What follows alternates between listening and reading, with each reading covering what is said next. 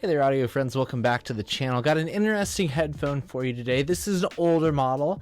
I've wanted to try these out ever since I saw Olav from Olav's Gadgets try these out years ago, just because I thought the headband just looked hilarious, and among other things. So if you can't recognize the profile, these are the Verum Ones. Now, this is the first generation of the Verum Ones. I think they're maybe on like their third iteration at this point, but this is the original model. So it's an interesting headphone, and one that I think might be right for a lot of people, actually. So we'll talk about it here, and I'll give you kind of a rundown on this guy, and then I'll draw a comparison to another popular headphone. It's about the same price point that I think most people will be familiar with. So this is a used headphone. You know, as usual, I picked these up for a couple $100, I think, on the used market. This is the kind of fake wood grain one with gold accents. It looks nicer in person than it does in photos, in my opinion. I rather find the look and the build of these very charming. It is very kind of bespoke feeling. It's something certainly a little bit different from your typical kind of generic black headphones, and I appreciate that, right? And that's kind of the theme for this headphone, I would say, is like, it is, if you're looking for something a little bit different, right, that's going to stand out, not something that everybody's going to have in their collection, then this is going to be one to look at, I think. So I can't really comment on what it comes with for like accessories and all that stuff from the factory. I'll share what I got with it, which is just this cable, and I don't know if the new models have switched to 3.5. This guy is the 2.5 millimeter connectors, which are fine, but I would just assume have 3.5s, but it's okay. It's a pretty thin cable. Again, I don't know if this is stock or if this is just a cheap replacement or something like that. So, but this is what mine came with anyway. So it does the job, right? If I was going to keep these headphones long term, I would definitely, use a heart system or upgrade the cable for sure. But it's enough to test them out anyway on my end. Looking at the build, let's look at some of the more charming things of the build. Obviously, you've got like the fake wood grain and the gold accents and stuff, and that's cool. It's a metal frame. If you haven't seen this, it's got a suspension strap, right? And I rather like the suspension strap. It's kind of, it's leather. It's got some stitching in it to make kind of some separations in the padding, which allows it to, kind of form nicely to your head, and it doesn't create any hot spots. I find them rather comfortable, really. And then you've got, right, these adjusters, which, you got one on top here. And if I just pop this off for you real quick, you can see that you've got a few different locations that you can set this. So you can narrow the headband, you can widen the headband, and then you can kind of like cock it a little bit to get a really fine-tuned fit on this guy, actually. So it's kind of a crude system, and really I would say like the build quality overall is a little bit crude. Like it's interesting though. Like I don't mind it. Like I kind of enjoy the again, kind of the handcraftedness of this guy.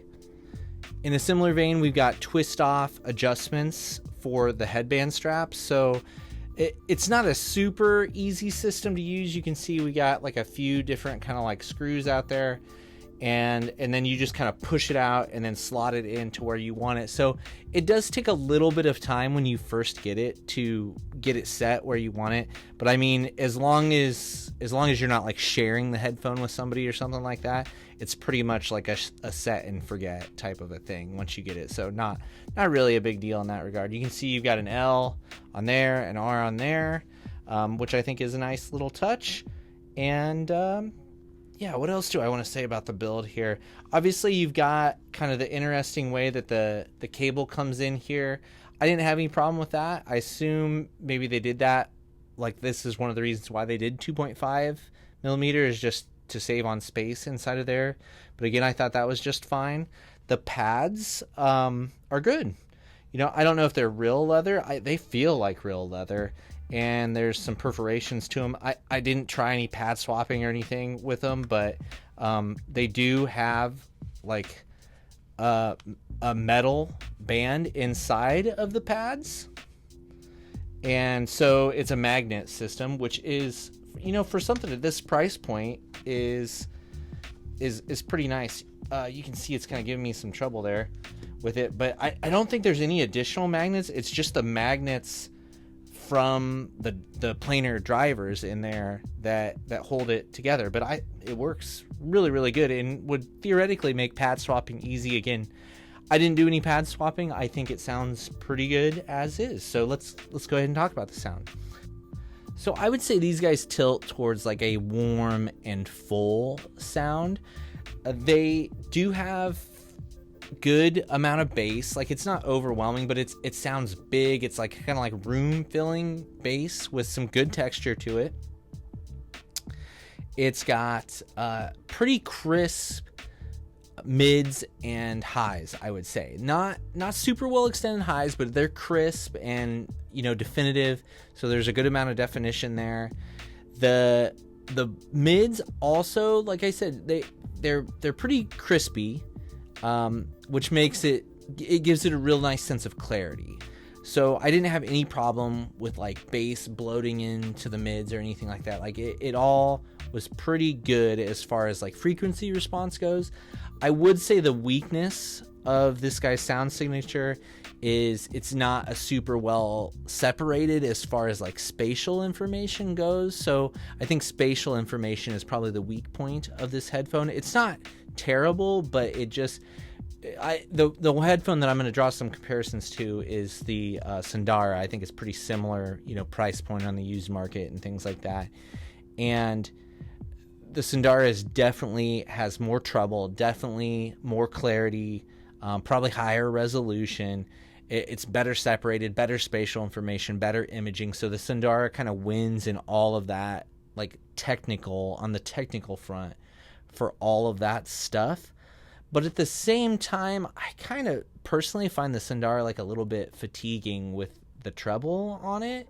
So this guy, like, what I would really say about the Verum One is, if you've tried the Sundara and you feel like maybe it was leaning a little too dry, maybe a little too much treble emphasis on it, a little too treble forward, and you just kind of wanted like a warmer, more relaxed Sundara, I kind of think that's like these guys, really. Like again, I don't think they quite have the same technical chops as the Sundara, but as far as just putting them on and like listening to music and just kicking back and relaxing, I think I'd probably take the Verum One almost any day over the Sundara.